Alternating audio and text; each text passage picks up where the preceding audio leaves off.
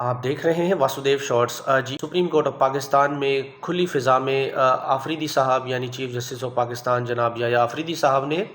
اسلام آباد آنے والے 6 مستقل اور ایک عارضی جج سے ہے ان کے عہدے کا حلف لے لیا ہے۔ لاہور کے علاوہ باقی صوبوں سے ججز آ گئے ہیں جو اپنی ہائی کورٹ سے ایلیویٹ ہو کر سپریم کورٹ آئے، ان سے عہدے کا حلف لے لیا، اور تمام جو سپریم کورٹ کے ججز ہیں وہ اس شرکت میں موجود تھے۔ اس کے بعد صحافیوں کی توجہ کا مرکز بنے رہے منصور علی شاہ صاحب، کیونکہ حکومت میں یعنی رانا ثناءاللہ صاحب جو وزیر اعظم میاں شہباز شریف صاحب کے مشیر ہیں، وہ پہلے ہی خبر دے چکے ہیں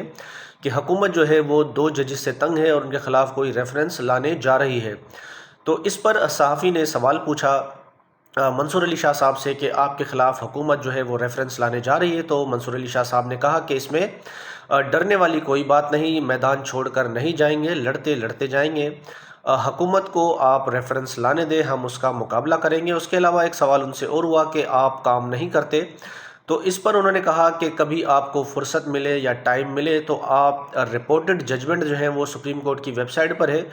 وہ بھی آپ دیکھ سکتے ہیں، تو آپ کو لگ پتہ جائے گا کہ کون کام کر رہا ہے اور کون کام نہیں کر رہا۔